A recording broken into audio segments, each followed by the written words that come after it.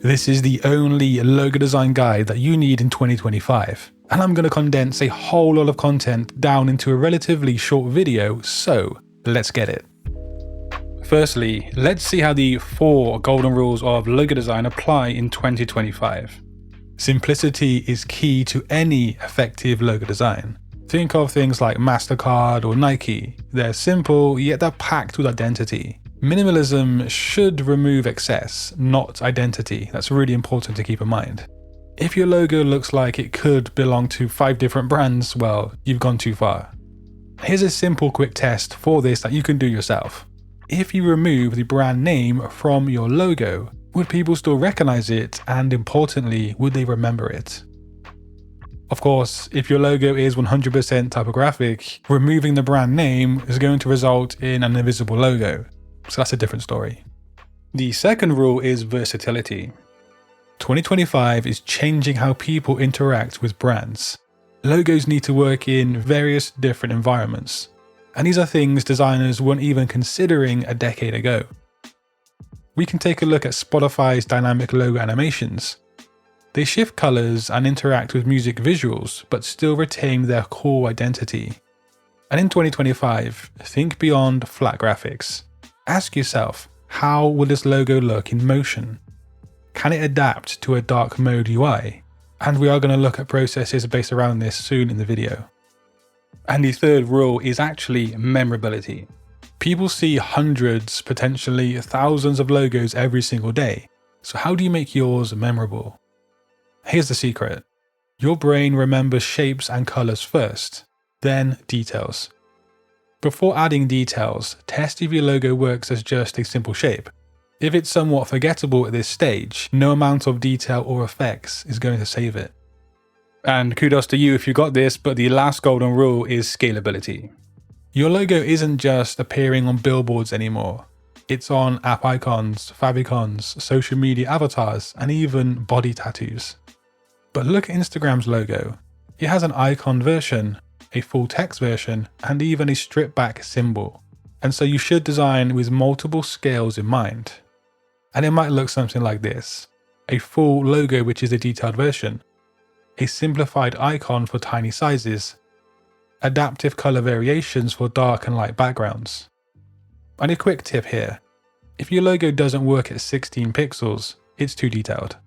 But more about that later. Okay, cool. You now want to design a logo, of course.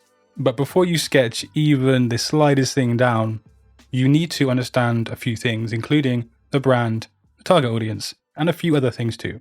So again, ask yourself, what does this brand stand for? What emotions should it evoke? What makes it unique? An example here would be a luxury watch brand that needs to feel prestigious, timeless, excuse the pun, and exclusive.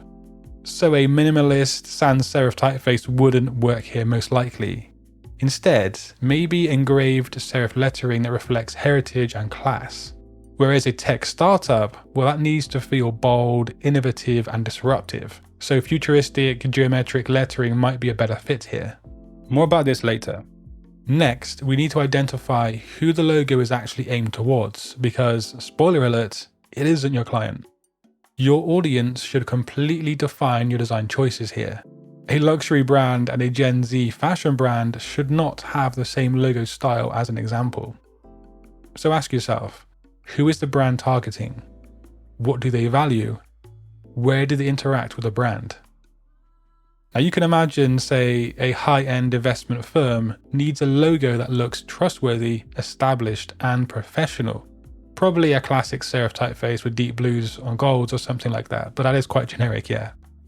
But a Gen Z fashion brand needs something bold, something experimental, so maybe even handwritten to feel unique and expressive. These are the kind of thoughts that you need to be having when considering this. The bottom line is that every logo design audience will require a different kind of language, and really good logo designers fully understand this. When it comes to logo design, shapes aren't decoration. They affect how we feel about a brand. And for me personally, shape psychology is one of the most important aspects of the entire process. Circles are friendly and approachable. Squares are reliable and structured. Triangles are dynamic and innovative, and slanted forward lines suggest motion, forward thinking, innovation, and sport. There are other shape connotations out there, but the trick is to identify the emotion and personality of your audience and then match the shape psychology to that. Now, you can think of it a lot like this. Say you need to buy a gift for someone's birthday, someone you're close to. You don't just buy them the first thing you find. You think about what that person likes, what their interests and hobbies are, and then you tailor that gift to that. This is how you need to think about logo design and shape psychology. Color and typography choices should always be driven by research, not trends. A logo must reflect the brand's identity, the audience, and the purpose, not just what's currently popular. The right color palette comes from understanding the brand's message and target audience. A luxury brand aiming for exclusivity might use deep, rich tones, while a tech company focused on innovation might need vibrant, high-energy palettes. And so to make informed choices, ask, what emotions should the brand evoke? How would the logo appear in different environments, print, digital, dark mode, light mode, so on? Is color essential for recognition here, or does the logo still work in black and white? Testing a logo in both grayscale and inverted colors can reveal whether it relies too much on color rather than a strong shape and form.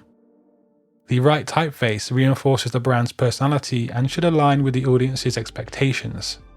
A tech startup may benefit from a clean, geometric sans serif that feels innovative, while a heritage brand might need a classic serif that conveys tradition and trust, which is the example we looked at earlier. Now for some key considerations about this. Does the typeface match the brand's voice? So that voice could be formal, might be friendly, might be bold, could be refined. Is it legible across all sizes, from a website header to a tiny app icon? Does it remain strong even when adjusted for weight and spacing? A well-chosen typeface and color scheme ensures the logo communicates clearly and remains functional across all mediums, and this reinforces the core research and strategy behind the brand. So now you actually have your logo. Let's look at 3 tests that you can run your designs through. A strong logo should still be recognizable when blurred, so you can apply a blur filter. If the shape is still recognizable, then you might be onto a winner. If it falls apart, your logo might be too dependent on details. The Nike swoosh still looks like a swoosh even when blurry, and I'm sure most people could recognize it in this blurred state. That's logo power. The 5-second recall test. So to show someone your logo for 5 seconds and then ask them to describe it or even draw it from memory, and if they can't, then it's not that memorable. And then the scalability test. Scale that thing down, and if it becomes an unrecognizable mess, you might have to do one of these 2 things. Either redesign the logo or create a favicon simplified version. The full Airbnb wordmark and symbol work beautifully on their website and large billboards, but if you shrink that down to a favicon size, the full logo becomes unreadable. That's why they created a simplified favicon version, just the bellow symbol without any wordmark. This ensures that even at 16 pixels, their brand remains recognizable and distinct. What about the English Premier League logo? That has at least 4 different formats for different situations. This is how logos need to be thought out in 2025 in terms of different use cases. And if you'd like to have a PDF guide that you can refer back to on any logo project, just go to logodesignprocess.com and check out the educational materials we have there. That link is in the description of today's video.